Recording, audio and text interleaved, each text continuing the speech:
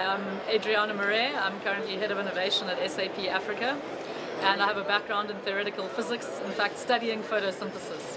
So I think the move from studying the process on a molecular level out to the legislation, the technology, the business that's associated around agriculture is a fascinating transition for me, having moved from research to business. There's been a lot of interest, I think, and it's also a necessity to involve technology in our efforts to make agriculture more efficient and optimized to support our growing population. So I think we don't only have the opportunity to get involved in what will become big business, and which is now a great challenge, but I think we have a necessity to get involved as a global corporation. So at SAP Africa we believe in making people's lives better and using technology to do this. So we have, for example, a project I talked on today, the rural sourcing solution, which joins smallholder farmers with global producers and manufacturers of the raw goods, even through a non-smartphone. So through SMS they can get information in terms of selling their produce.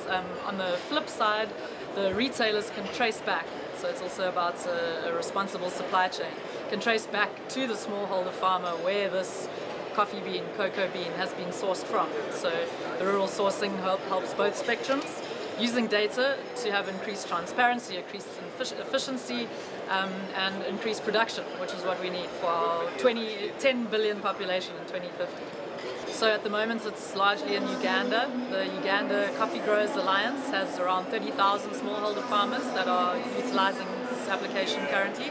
There are around 70,000 other smallholder farmers from various entities, from cashew beans to cocoa beans. And we are certainly looking at extending this from the Ugandan context to other developing and developed nations in the sub-Saharan Africa. So sure, we've got a lot of interesting, exciting activity in Kenya, which we'll hopefully announce in detail soon. But I think the use of the Internet of Things in terms of monitoring the conditions in which agriculture is produced, grown, the weather, the soil composition, the pests, etc., and in an indoor environment even more so. So outdoor, of course, you can do a lot of good with the data that you acquire on the environment.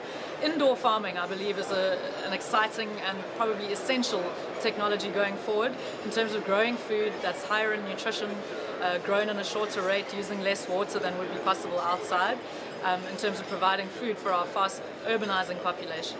So both in Kenya and South Africa, and wherever we have activities on this, we are proceeding in this direction of using data to optimize farming. So the partnership with the rural sourcing app was with GIZ, so a strategic partner in terms of creating sustainable development in Africa. I think this is certainly one of the European Union, United Nations goals to make the country in which people originate an exciting place to be, and I think it's all about investing in sustainable development in these countries. And